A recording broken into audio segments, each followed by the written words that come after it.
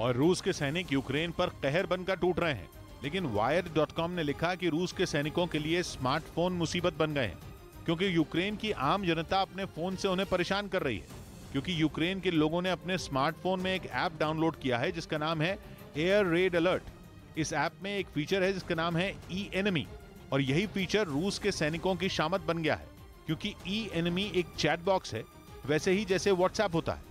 Ukraine के लोगों को जैसे ही रूस के सैनिकों के आने की भनक लगती है, वो चैट बॉक्स में जाकर यूक्रेन के सैनिकों को सावधान कर देते हैं, जिसके बाद यूक्रेन के सैनिक समय पर रूस से लड़ने के लिए तैयार हो जाते हैं और रूस के सैनिकों से भिड़ जाते हैं। रूस ने जंग के पहले दिन ही ये साफ कर दिया था कि वो आम लोगों को कोई नुकसान नहीं पहुंचाएगा। उसने जो बात कही थी उस पर वो कायम है। रूस के सैनिक केवल यूक्रेन के सैनिकों से भिड़ रहे हैं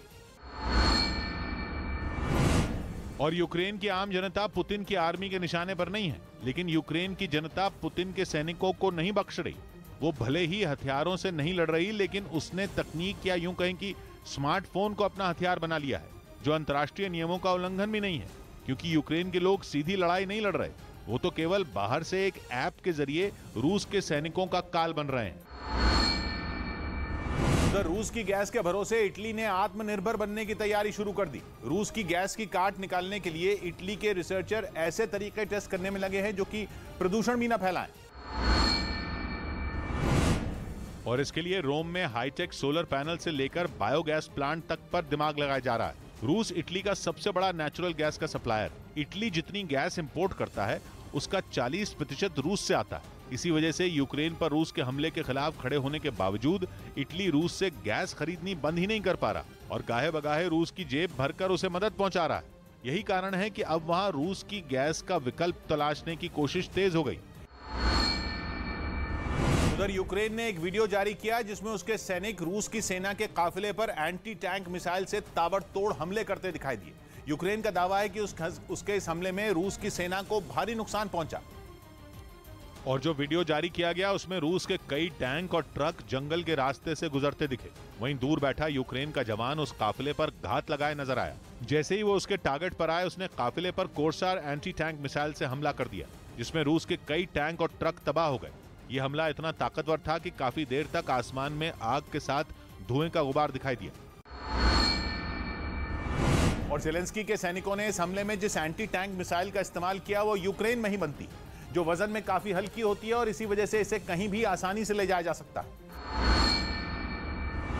दावा है कि कोर्सार एंटी टैंक मिसाइल 2.5 किलोमीटर तक किसी भी निशाने को भेज सकती है। यही नहीं, ये चलती गाड़ियों के साथ उड़ते हेलीकॉप्टर को भी निशाना बना सकती। यूक्रेन की तरफ से एक वीडियो जारी किया गया जिसमें उसके सैनिक रूसी फौज पर बमबारी करते दिखाई दिए। यह वीडियो डॉनबास का बताया गया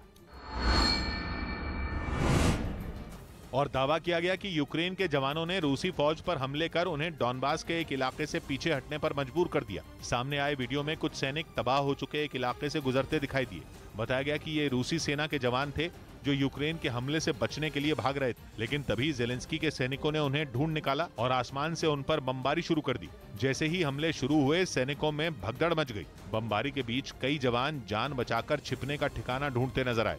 खबर है कि डॉनबास में यूक्रेन के K2 बैटल ग्रुप के सैनिकों ने रूसी फौज से जमकर मुकाबला किया।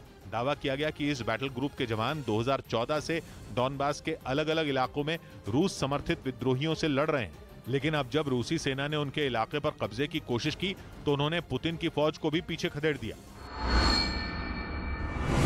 उधर चेचन कमांडर रमजान कादिरोव ने एक वीडियो जारी किया जिसमें उनके लड़ाके लुहांस्क के एक इलाके में लड़ते दिखाई दिए। कादिरोव ने दावा किया कि वहां के एक बड़े इलाके से यूक्रेन के सैनिकों को खदेड़ दिया गया और इसके लिए उनके लड़ाकों ने रूसी सेना के साथ मिलकर ज़ेलेंस्की की फौज पर भीषण हमला बोल दिया।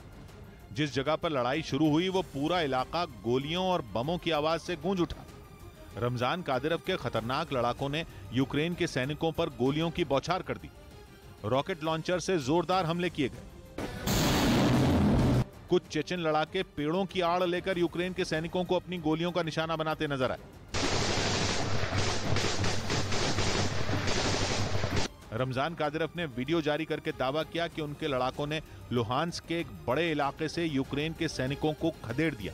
उन्होंने अपने लड़ाकों के भीषण हमले का ये वीडियो ऐसे वक्त में जारी किया जब वो ज़ेलेंस्की को आने वाले दिनों में यूक्रेन में रूसी फौज का असली ऑपरेशन शुरू होने की चेतावनी दे चुके हैं। इस बीच रूसी नौसेना के एक जवान के पिता ने आरोप लगाया कि काला सागर में मॉस्कवा जहाज को जानबूझकर डुबोया गया था। यह भी आरोप है कि पुतिन ने अपनी नाकामी छिपाने के लिए अपने सबसे ताकतवर जंगी जहाज की बलि ले ली थी। और मॉस्कवा के समंदर में जल समाधि लेने की यह घटना 14 अप्रैल को हुई थी, जिसमें जहाज के साथ कई रूसी नौसैनिक भी डूब गए थे। उस वक्त यूक्रेन ने यह दावा किया था कि उसकी सेना ने नेपच्यून मिसाइलों से मॉस्कवा पर सटीक निशाना लगाया था, जिसकी वजह से उसमें 2 बड़े छेद हो गए थे। बाद में रूस का यह ताकतवर जंगी जहाज समंदर में समा गया था, लेकिन रूस शुरू से यही कहता आ रहा है कि काला सागर में बहुत बड़ा तूफान आया था और तकनीकी कारणों से जहाज में आग लग गई थी, जिसकी वजह से मॉस्कवा तबाह हो गया था। मॉस्कवा रूस का सबसे बड़ा और ताकतवर जंगी जहाज था, जो किसी भी नौसेना पर अकेला ही भारी पड़ सकता था। दावा यह है कि दूसरे विश्व युद्ध के बाद समंदर में मॉस्कवा से बड़ा दूसरा कोई जहाज कभी नहीं डूबा था। मॉस्कवा पर हर वक्त करीब 550 नौसैनिक और अधिकारी तैनात रहते थे और यह दावा किया गया था कि काला सागर में जहाज डूबने के बाद सिर्फ 200 नौसैनिक ही जिंदा लौट पाए थे। मतलब यह कि 300 से ज्यादा नौसैनिक मॉस्कवा के साथ समंदर में डूब गए थे। और अब एक रूसी नौसैनिक के पिता ने पुतिन पर गंभीर आरोप लगाए। उनका आरोप है कि पुतिन ने मॉस्कवा को समंदर में डूबने दिया और उसे बचाने की कोई कोशिश नहीं की थी। और ऐसा इसलिए ताकि यूक्रेन की सेना की ताकत, रूस की नाकामी और जहाज डूबने से होने वाले नुकसान को छिपाया जा सके। पश्चिमी मीडिया का दावा है कि मॉस्कवा के साथ येगोर शेक्रबेट्स नाम का एक नौसैनिक भी समंदर में डूब गया था और अब करीब 2 महीने बाद उसके पिता दिमित्री शेक्रबेट्स ने पुतिन पर जहाज को जानबूझकर डुबोने का आरोप लगाया है। उन्होंने ये भी दावा किया कि जहाज को यूक्रेन की सेना ने 2 मिसाइलों से निशाना बनाया था, जिसके बाद उसमें आग लग गई और इसी वजह से वो डूब गया था। मतलब ये कि मिसाइलों से जहाज को निशाना बनाने का यूक्रेन का दावा सही था। मॉस्कवा के डूबने के कुछ रोज बाद ही यूक्रेन ने सबूत के तौर पर एक ऑडियो जारी किया था। उसका दावा था कि ये ऑडियो रिकॉर्डिंग मॉस्कवा पर मौजूद रूसी सैनिकों की आखिरी बातचीत थी, जिसमें वो नौसेना के बड़े अधिकारियों को इस बात की जानकारी दे रहे थे कि जहाज पर हमला हुआ है। उन्होंने जहाज पर 2 हमले होने की बात कही थी। साथ में यह भी कहा था कि जहाज एक तरफ झुक रहा है और जल्द ही ये डूब जाएगा।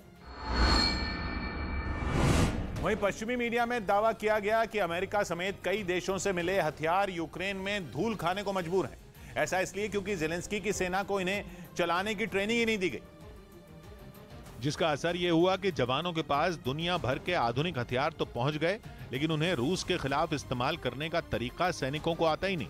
पश्चिमी मीडिया में छपी एक रिपोर्ट के मुताबिक